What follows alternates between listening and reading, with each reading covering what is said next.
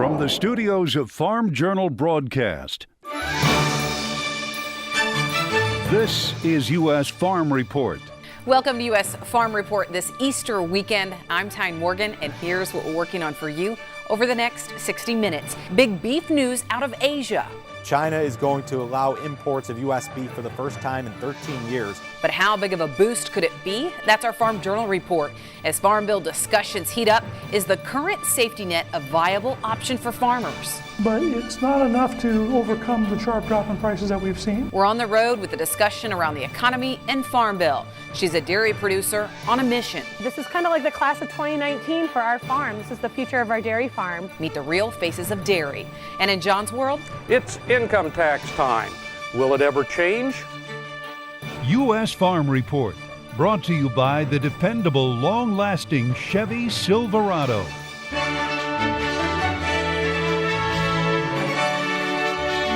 Now for the news that moved the markets this week. The Ag Department says Brazil is harvesting an even bigger crop than traders expected, and that's weighing heavily on prices. In the monthly supply and demand report, USDA boosted Brazil's soybean crop by 3 million metric tons, or about 3% from last month. It now projects it a record 111 million metric ton crop. That's 15% bigger than last year's Brazilian bean crop. Now, with such a big crop, USDA also raised global soybean ending stocks. Domestically, USDA bumped up U.S. soy ending stocks for 2016 to 17 by 10 million bushels to 445 million bushels. That's based on reduced domestic soybean use. Corn carryover was left unchanged. Well, wet conditions are hampering Midwest farmers from getting much field work completed in advance of planting. In the first national corn report of the season, 3% is in the ground. Illinois is the only Corn Belt state with something other than a hashtag, and that's just 1%. In Missouri, corn planting is 5% completed. That's 7 points behind the 5-year average and 16 points behind last year. Cattle markets seeing strength this week on optimism that China may open its markets to U.S. beef. That was the headline from last week's summit between President Trump and China's President Xi Jinping. Cattle at CME closed higher consecutive trading sessions this week amid some volatile swings. Brazil could lose as much as $1.5 billion in exports from the country's meat corruption scandal. Brazil's ag minister is saying he wouldn't be surprised if Brazil immediately lost 5 to 10% of its share in global meat exports. He says it's ultimately up to the customer and whether they'll still buy Brazilian beef. Also this week, the U.S. dollar dropped nearly a percentage point, a major move after President Trump told the Wall Street Journal that the dollar is, quote, getting too strong. The dollar hit its highest level in 13 years shortly after Trump won the election. Since then, it's fallen back lower. The president says he's worried that U.S. businesses, especially manufacturers, won't be able to compete if American goods are more expensive globally due to a stronger dollar. All right, those are the headlines. Meteorologist Mike Hoffman joins us now with weather. Mike, it was really a slow start this week for folks wanting to get in the field. So what about this next week? Thanks, Tyne. Well, there is going to be one pretty wet system coming across the country, although it'll be farther north than we've seen over the past few weeks. You can see the drought monitor continues to show pockets of very dry conditions with an increasing area in Florida there, but parts of the southeast into the south central plains. California is almost completely done with the drought, obviously, as we've been telling you the past couple of weeks. But let's go back a month. And you can see there was more drought across these same areas over the past month, but things have continued to improve. And over the last week, we've probably seen things kind of hold steady across those areas. So let's take a look at things. This is just hit and miss. Showers and thunderstorms along the stationary front through the mid-Atlantic into the central plains states. This is a pretty decent system out west. It'll be causing some rain and mountain snows.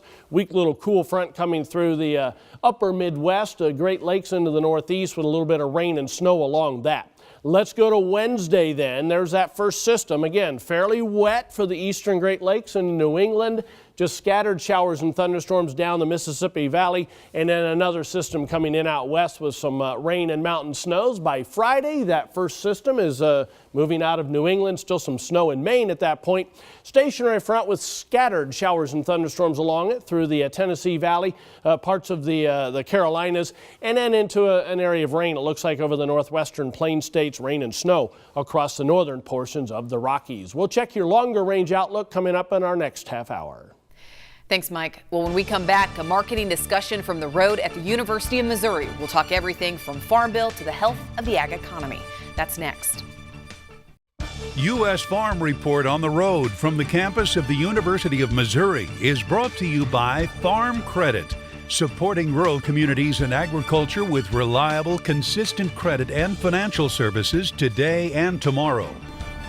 Well, we're on the road this week for our marketing roundtables, and we're switching things up a bit. I came back home. We're at the University of Missouri here in Columbia, Missouri, and we're not just going to talk prices. We're going to talk about the Farm Bill, talk about weed management, some really key topics as we have farmers heading into planting season this year. We have Scott Brown, Pat Westoff, and Kevin Bradley. Pat, I'm going to start with you. When we look at the latest acreage report that came out, I mean, we look at corn and soybean acres. Right now, USDA thinks we're going to be neck and neck. We've seen soybean prices decline. Do you see with this amount of acres that there's no way for prices to even remain at this level? There's always a way prices can do anything they want to do, depending on what else happens in the world. But certainly the increase in supplies we're likely to get this year is putting downward pressure on soybeans. That's going to continue. Do you feel like enough producers were able to forward crop beans when we were at kind of profitable levels for a while? I think a lot of folks were able to do that, but not as many as wish they had done so at this time. Yeah, so what about corn prices? I mean, we're seeing acreage, we're seeing a decrease in corn acres. You would think that maybe we'll get some life in corn prices, but where do we go from here? It really depends where yields go this year, but we're going to quickly transition from talking about acres to talking about yields. And so as we learn more about the weather here and around the world, we'll have a lot better idea what supplies are going to be. That'll drive the price picture in a major way. Definitely, and it's not just crop prices that we're looking at a supply situation of being a wet blanket. I mean, when you look at dairy prices, Scott, in November when we talked, I mean, we were hopeful dairy prices were kind of on the rise, but then lately they've really struggled. So what's pressuring dairy prices right now?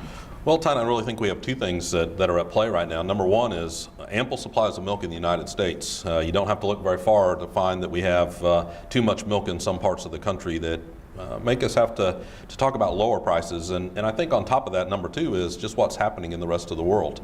We really thought the rest of the world was going to give us stronger demand in 2017. That may still occur as we go through the year, but right now it's been pretty slow to recover. Countries like China may get back in the market very big for us, but until they do, it's hard to get that price increase that many, I think, are expecting still to occur in 2017. When I talked to some economists last year, you know, they had thought that this year in 2017, the U.S. would be the only major milk producing country and milk exporter to grow production in 2017, right? That the other countries we would see a decrease in production. Is that happening this year? I think when you look across the board, yes, we're seeing a lot of other major milk producing countries that are contracting. You can look at Oceania and milk supplies are down. Maybe not down as much as we would have thought earlier in late 2016, but are down. And so I think that's also been at play here, a little stronger supply situation in the rest of the world than maybe we anticipated, although lower, not as low as maybe we would have thought given how tough returns were to many players last year. Well, we're hearing these stories of like butter demand. I mean, just a 50-year high. I mean, the most consumers are projected to eat the most butter this year, consume the most butter in 50 years. I mean, those seems like some positive demand stories, but when does that finally impact price? Yeah, I think right now, I keep saying the supply side of the picture is what's most important. When you see we're growing milk supplies in this country roughly 2.5% relative to a year ago, that growth is very hard to deal with. Yes, we have strong demand for butter. It's frankly been phenomenal. We find butter on everything now when we look at what we're consuming. It's the same thing on the cheese front. You know, I always joke about cheese on the pizza, in the pizza, where do we put cheese next? But we found new places to get cheese demand as well. So the demand side has been actually fairly strong. It's just we're really opening up the spigot on the supply side, and I think that's really kept prices in check. The demand story has been really good for soybeans and things too, but we look at increased competition and from South America. So how long can this strong demand picture support our prices, or is that old news now that we're seeing prices kind of fall? I mean, we have seen soybean markets stay a lot stronger longer than I would have guessed, frankly, but it has been because of very strong demand from China and other countries. Worlds now have 4 straight years of above trend yields for grains and oilseeds, and so what happens there in the future will have a lot to do with where markets go. Another hot topic for producers this year, Kevin, when we look at weed management, we look at dicamba, and you know the regulations in every state differ, and it's so much. Do you think that those regulations will push some of these farmers away from actually using this new chemistry over the top? It's definitely possible. I think what you're going to see is you probably will have a lot of people using the trait you may not have as many people actually using the corresponding herbicide that goes along with it, because it is going to be more complex. It's not simple at all, and there's just nothing like this that we've seen come onto the market. So the stewardship angle of it, do you think the farmers, do you think we can follow the strict stewardship guidelines that are placed on this newer chemistry? Yeah, well, I think just about every university weed scientist is asking that question right now. Yeah. We're getting ready to put it to an experiment in 2017. This will be the first time we can legally use this technology with the herbicide. But it's going to come down to the training that's been done across the United States this past winter, and it's going to come down to farmers really following exactly those guidelines that are on the websites and on the labels and all of that. Yeah, you call it the 30,000 acre experiment this year, right, with dicamba? Yeah, it's about a 30 million acre 30 million, 30 million acre. About a 30 million acre experiment. That's what's anticipated to be planted with this new trait. So we're going to find out. Yeah, and we have some more questions coming up with dicamba, but also we have Pat Westhoff and Scott Brown, who testified in front of Congress recently about the health of the farm economy, as well as talking about what needs to happen with the Farm Bill. So we'll discuss all of that when we come back on U.S. Farm Report. U.S. Farm Report on the road from the campus of the University of Missouri is brought to you by Farm Credit, supporting rural communities and agriculture with reliable, consistent credit and financial services today and tomorrow. All right, welcome back. Well, before the break, we were talking about dicamba and just the issues that farmers could face this year. When I talk to a lot of these companies, these manufacturers of this newer chemistry, they say, I want to remind producers that dicamba, just because it's a new chemistry, it's not the answer. You still have to use a systems approach. As you've experimented with some of these chemistries, what's your advice to farmers this year who are using it? Yeah, my advice is it's a tool in the toolbox. Obviously these companies wouldn't have invested millions of dollars to get it to market unless there wasn't a fit for it. And there's a fit, and that's mainly our inability to control resistant weeds. And it's going to help with that, but it's not the overall answer, and we just need to kind of put those expectations in play a little bit. If we don't, are you fearful that we could have the same issue with dicamba that we had with that we're having with glyphosate now in like 10 years? Yeah, absolutely. There's nothing that says that you won't have a dicamba-resistant weed, 5 years from now if we abuse that technology. In fact, there's evidence pointing to that fact. So, is that why restrictions are so tight right now? It's part of it. The other part of just these restrictions are dicamba is unlike anything we've ever sprayed from a sensitivity standpoint to ornamental plants, apples, trees, and bushes, and just about everything like that. But the issues we saw with that last year, it was with farmers that were using the older chemistries, right? So with the newer formulations of dicamba, are you confident that we won't have those same issues on some of those non-resistant plants? Yeah, confident is a strong word, but I hope so. And if the farmers follow the guidelines and the requirements, I think it's much less likely, but there's going to be problems. If somebody goes out there and sprays in a 15, 20 mile an hour wind, which somebody's going to do, and there's a sensitive crop nearby, there's going to be problems. We just need to minimize it and learn from it. Pat, another issue farmers and ranchers are facing, is the discussion on the next Farm Bill, and I've hearing from several of our viewers, we need a viable safety net. Do you feel like the Farm Bill today does a sufficient job in providing that viable safety net for producers? We do provide a lot of tools for farmers to help try to manage risk, and some farmers have been able to use that very well, but it's not enough to overcome the sharp drop in prices that we've seen. And particularly for some commodities, it's not going to be something that's going to satisfy people's demands. So what needs to change in the next Farm Bill? When you look at the current economic headwinds that producers are faced with, what needs to change to make it a better safety net? I won't make a policy recommendation, but I will say that budget's going to be a major concern in all of this. And just trying to make sure we've got an adequate budget to try to address the issues is going to be one of the major challenges. The overall federal budget situation is a big problem these days. So how's Congress going to respond? Definitely. When we look at livestock and specifically dairy, I've heard from a lot of dairy producers that are saying this safety net does not work for us and maybe we should take a regional approach. What do you think about that? Well, I think number one, when you look at the margin protection program, it's pretty unanimous at this point that people are not very happy with it as a safety net today. Making changes to that, there's a lot of alternatives that are on the table that maybe help strengthen the safety net on the dairy side. I just remind us that all of those cost money. So we talk about being in a tight budget situation, yet we need to spend perhaps more money to strengthen the safety net for dairy. But when you think about a program that spends roughly $70 million a year of government outlays to protect an industry that generates more than $40 billion in cash receipts, that's kind of magic to make that happen in any kind of supportive way. So the regional approach, do you think that is the answer? That's the fix? Oh, I think we're going to debate the regional approach as we go forward. Whether that's the viable alternative or not, I don't know. I think we just have to continue to think about ways to strengthen the safety net in general. I'm not certain that when you look at where we're at with MPP, that one region of the country is better or worse off than another region of the country.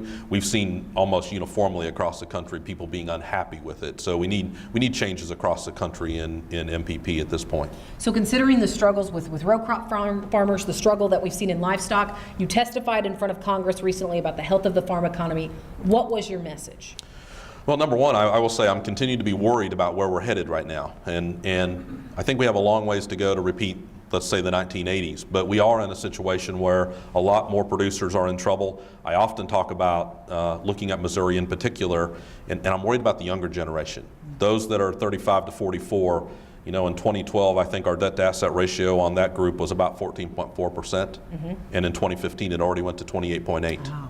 So a doubling, and that's the generation that I worry about, that we don't take another generation out of production agriculture. Yeah, that's a good point, something to think about. Thank you so much. Well, we need to take a short break, but when we come back, we'll get their closing thoughts on U.S. Farm Report, so don't go anywhere. All right, time now for closing thoughts. Kevin, we'll start with you. I would say as you move into 2017, if you're planning for the extend varieties, that this is unlike anything we've ever had before. Stewardship means more than it's ever meant. And so off-target movement is going to be something you really need to pay attention to in 2017. All right, thanks, Kevin. Pat? Anytime you got a combination of rising debts, dropping asset values, and potentially rising interest rates, it's a bad combination for the farm sector. That's what we're facing right now. We've got some real challenges in front of us. All right, thank you, Pat. Scott? We have ample supplies of all agricultural commodities today, and they've been very slow to be corrected. And that, to me, means we're going to see more pressure on prices short of some major event occurring in agriculture. All right, thank you so much. We appreciate it. Stay with us. John Phipps joins us next. Well, it may be Easter weekend, but we're also approaching the tax deadline. Here's John Phipps.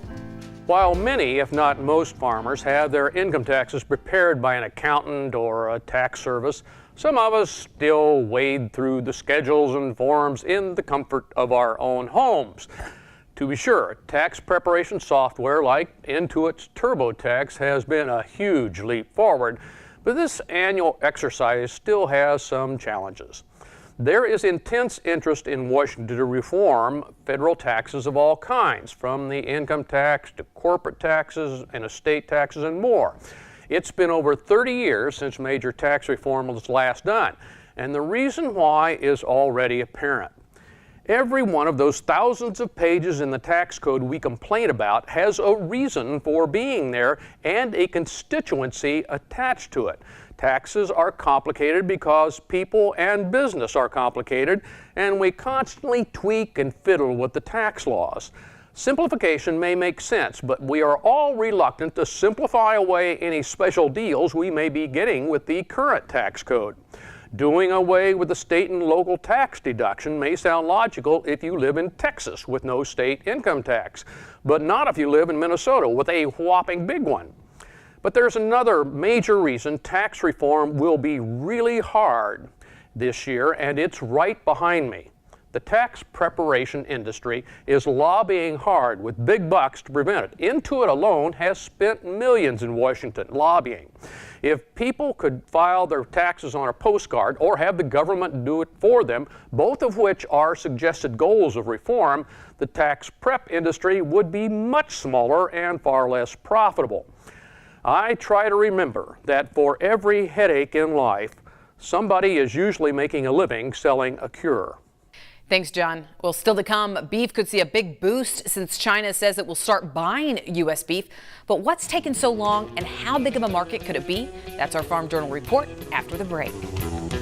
Each steak, eat a big old steer. Each steak, do we have one deer? Eat beef, it's a mighty good food. It's a great A meal when I'm in the mood.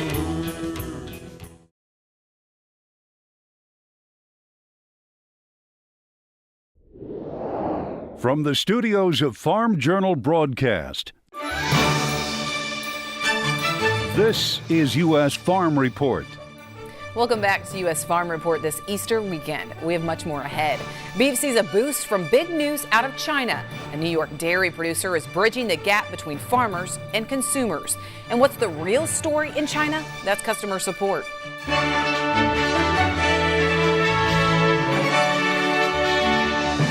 Now for the headlines, the Senate Finance Committee is hopeful we could have a U.S. trade representative after the Easter break. Senate Finance Committee Chairman Orrin Hatch of Utah is hopeful his committee can advance the nomination of Robert Lighthizer, President Donald Trump's pick for U.S. Trade Representative, when the Senate returns from its 2-week recess. A head of USTR will be useful when NAFTA renegotiations kick off, which could happen by the end of July. Top Mexican officials telling reporters that they want to finish negotiations this year ahead of their 2018 presidential elections. Meanwhile, the Trump administration is considering front-loading renegotiations. Typical trade talks put technical issues first and saves the tougher political positioning until the end. A former official at USTR telling Politico this week the idea is to have a lot of those high-level discussions at the beginning and find out within the first few months, is this doable or not? Also on trade, Vice President Mike Pence and Commerce Secretary Wilbur Ross will travel to Japan to discuss trade later this month. The U.S. officials will meet with Japan's finance, foreign, and industry ministers. On Tuesday, USDA posting plans to delay the start of the Farmer Fair Practices rules written by its Grain Inspection, Packers, and Stockyards Administration. Now, 2 proposed and 1 final GIPSA rule were rolled out last December. Major livestock groups argued against the new rules, saying they would restrict the buying and selling of livestock, lead to consolidation and lawsuits. The administration says USDA is delaying the rules to allow more time for review. The long California drought is finally over. California Governor Jerry Brown making the declaration and issuing an executive order to lift the drought emergency across the majority of the state. The federal agency that oversees water distribution from the Central Valley Project in California says it can fulfill 100% of its contracts this year. That's the first time in over a decade. Many of the customers are in the large agricultural districts in the central and southern parts of the state. But many farmers who say the decision came too late. Many growers made their planting decisions months ago. Both Mexico and China giving the go-ahead for the ChemChina-Syngenta acquisition. The U.S. and EU gave approval last week. The companies say this is another step in closing the deal, which they plan to do during the second quarter of 2017. South Dakota's highest court denying ABC News requests over the pink slime case. ABC asking South Dakota Supreme Court to reverse a lower court's ruling that's allowing Beef Product Incorporated's $1.9 billion defamation lawsuit to move forward. The trial is still scheduled for June 5th. That's it for the news. Meteorologist Mike Hoffman joins us again. Mike, how is the long-range forecast shaping up for planting season? Tyne, obviously it depends on what part of the country you're living in, but it does look like a lot of the Corn Belt's going to be on the warm side over the next 30 days. Let's check the jet stream first of all. You can see some little ripples now going through the northern tier of states.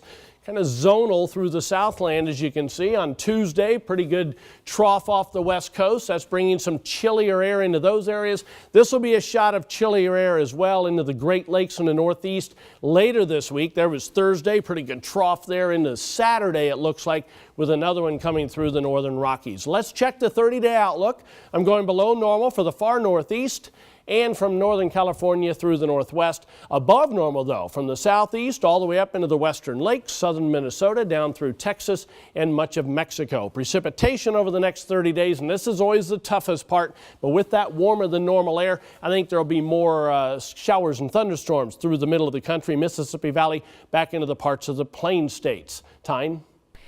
Thanks, Mike. Well, it's been 13 years since China closed its doors to U.S. beef. That may change, and soon, if last week's meeting between the two countries' presidents is any indication. Clinton Griffiths has this week's Farm Journal report. I think truly progress has been made. We'll be making a lot of additional progress. Progress and a productive meeting is how both sides describe the early April summit between President Trump and Chinese President Xi Jinping. And out of it, word that China is agreeing to lift its ban on U.S. beef.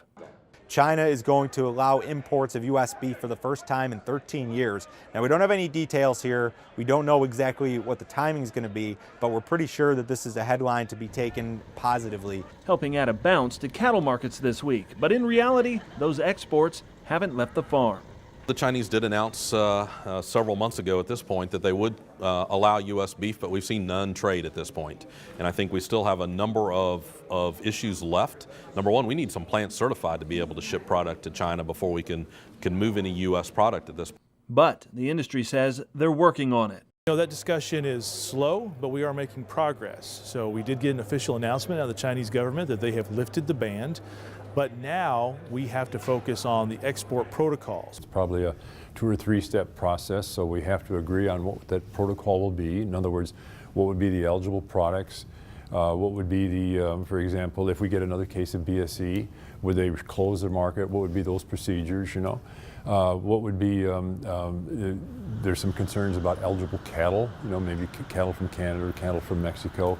But these are all things I think that can be worked out. But once that protocol is established, then the Chinese will have to come over and audit. Some say the Chinese could put stipulations on U.S. beef similar to what we've seen in hogs. China only imports ractopamine-free pork from the U.S. Experts say whether beef will see those similar kind of rules, it's too early to know. But we wouldn't be surprised if beef were to gain access and we started to see some movement. There would be some stipulations there as well.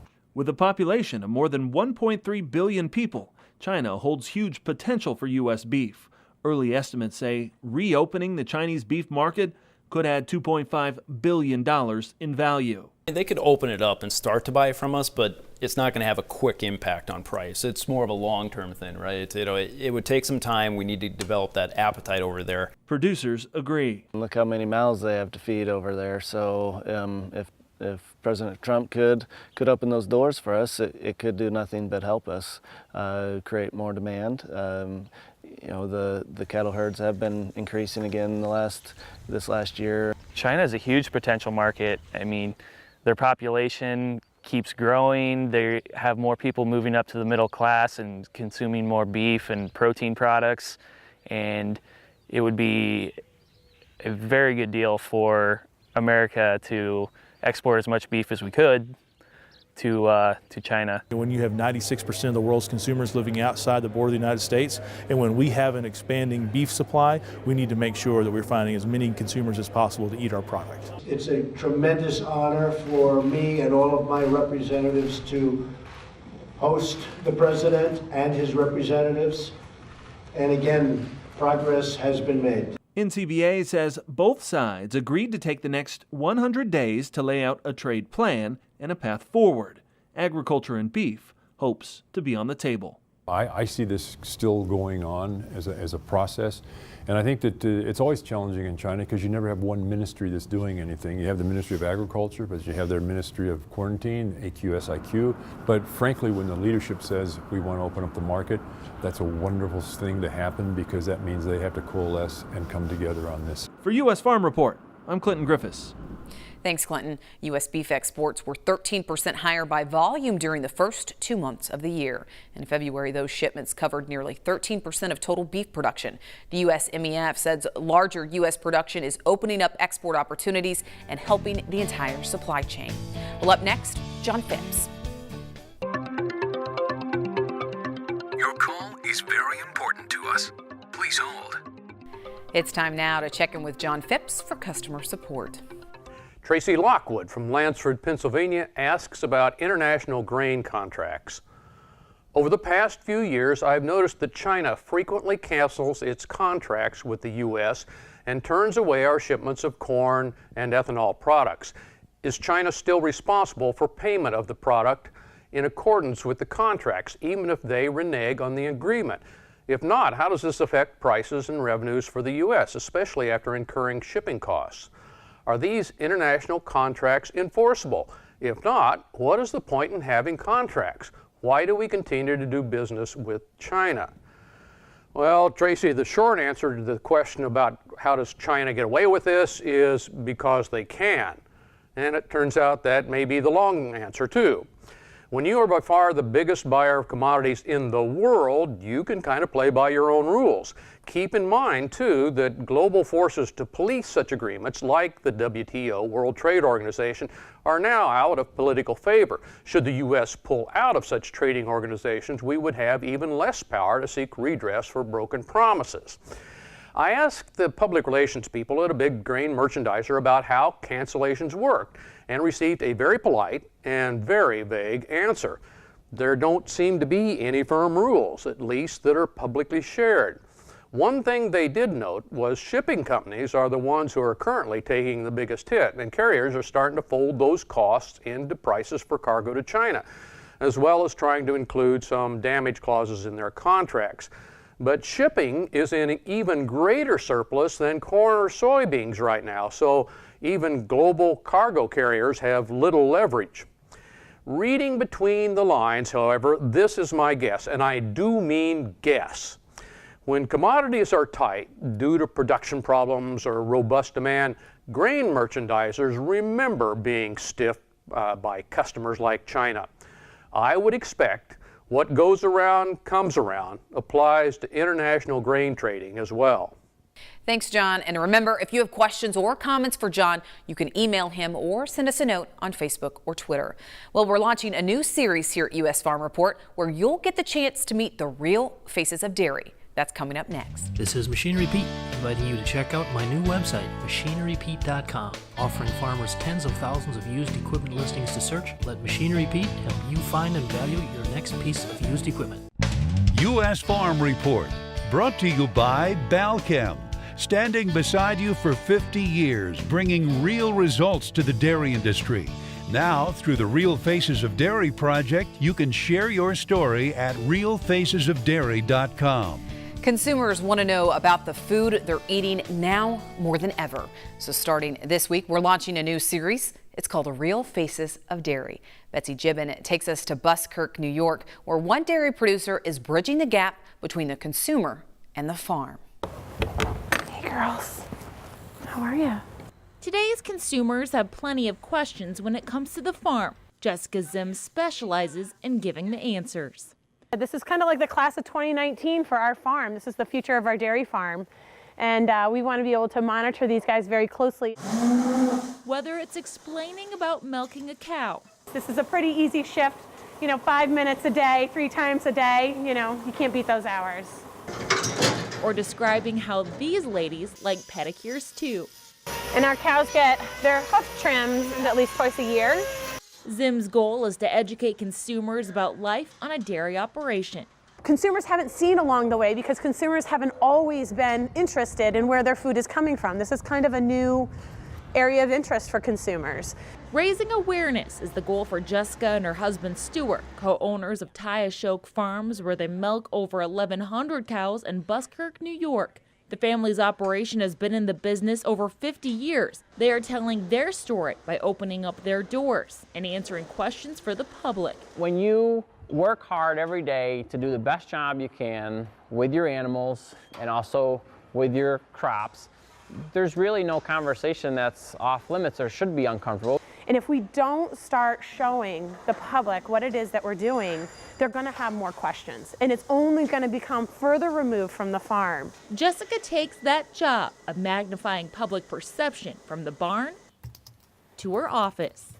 And so I was thinking that the post today would be about that sometimes cows need help in delivering their calves as well. They don't always do them out on their own.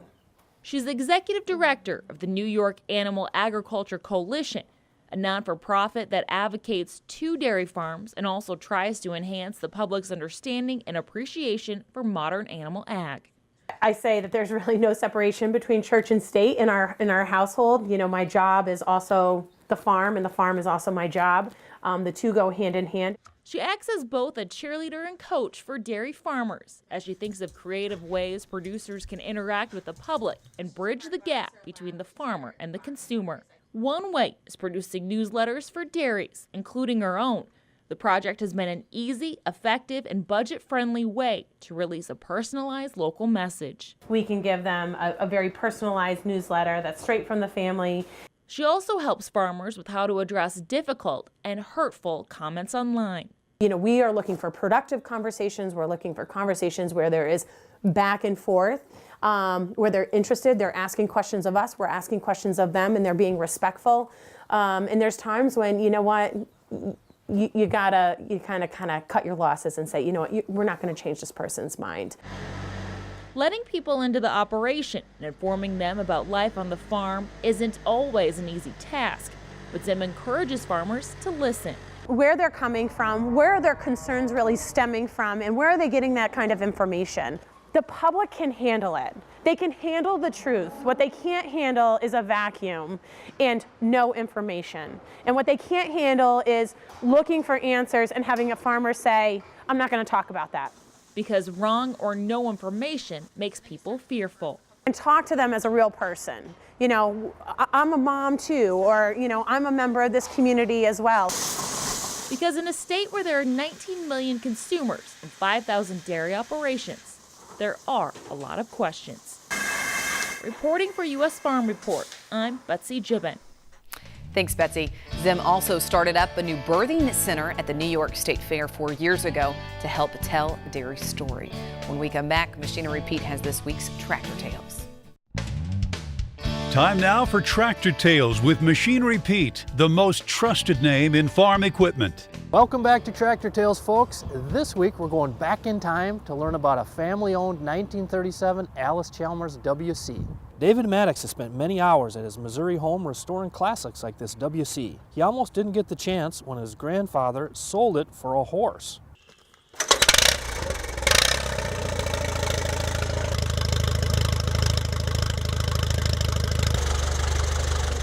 My grandpa bought it brand new in 1937. He farmed with it about, I think maybe around 4 years or so, and then he started having some health issues. The doctor told him he needed to get rid of the tractor and slow down. So he sold the tractor and went back to using horse and team. It was out of the family all these years, and about early 1980s, my dad had retired and he decided he'd like to try to find that tractor. Well, he could remember the man's name that had bought it and thought he knew generally where he lived. So him and his buddy went out looking for it, and they found him. When they pulled up to the farm, they could see the tractor sitting in the fence row. It took him about 2 years to get it bought. He didn't want to sell it at first. So he bought it and put it in his barn, and it sat there for several years. Then about 2003 or so, I got a hold of it, and I decided I wanted to get it rebuilt for my Grandpa Benton's sake, you know, and I got her all done, and I take it to several shows. Of all the tractors I own, this is the only one that for sure will never be sold if I have anything to do with it. I plan on handing it down to grandsons, and then it'll be their responsibility to do whatever they want to with it. But I've got a little two-bottom 212 plow that I'll take out and plow with it every once in a while. And it's pretty neat. You put a load on that tractor and it'll just cackle. It's really neat. I'd rather plow with that thing than anything else out there. Thanks so much. Well, this Easter weekend's Country Church Salute goes to the Millard Community Covenant Church in Elkhorn, Wisconsin, celebrating their 175th anniversary this year. The church got its start in 1842, just 5 years after settlers arrived. Congratulations and our thanks to Barb for sharing their story. If you have a church you would like to share, you can do that to the address on the screen. Stay with us. We have some From the Farm photos to share this Easter weekend next. U.S. Farm Report is brought to you by Kubota. See the hardest working tractors in ag at Kubota.com. Welcome back. Well, there's really not anything prettier than a warm spring morning, especially this Easter weekend. This photo comes to us from the homestead of Stephen and Bridget Stagg in Port Bear, Louisiana. They say it's sunrise over the pecan orchard. And the sun may be setting in Missouri, but they are finally rolling with planters in the field. Great shot, Kylie. And it's calving season, right? Well, Scott and Sherry sent us this most adorable newborn photo. Meet Amelia Marie. Too cute, and I bet they enjoy her this Easter. And meet my new friend, Henry. He's part of an 8th generation farm in Sheboygan, Wisconsin. And I wish I was visiting under better circumstances, but his family is one of the 75 who received a letter from Grassland Dairy that they'll no longer be taking their milk as of May 1st. So now the family's just scrambling, trying to find a home for their milk. They really have a glass half full approach, though, on this. They say if they can't find a processor, they could be forced to sell off their herd. Just a sad situation, but they really were in a positive mood, just trying to think of the best right now and find a solution. So thank you for letting me visit. Well, if you have a picture or video that you would like to share with us, you can do that to the address on the screen. From all of us at U.S. Farm Report, thank you so much for watching. Be sure to join us again right here next week as we work to build on our tradition and have a great Easter weekend and enjoy that time with your family, everyone. U.S. Farm Report is produced and distributed by Farm Journal Broadcast.